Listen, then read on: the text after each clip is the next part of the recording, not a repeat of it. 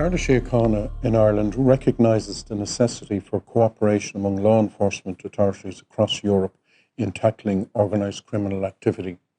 In this particular operation, we have used such investigative tools as a joint investigation team, European arrest warrants, and international letters of request to ensure that Lithuania, the UK, and Ireland can effectively tackle such criminal activity as human trafficking, drug trafficking, and money laundering that is impacting the three jurisdictions involved. Ireland's participation in a joint investigation team has recently resulted in the Garda Síochána undertaking a total of 8 searches of premises, which has led to the arrest of 5 people who are subject of a European arrest warrant.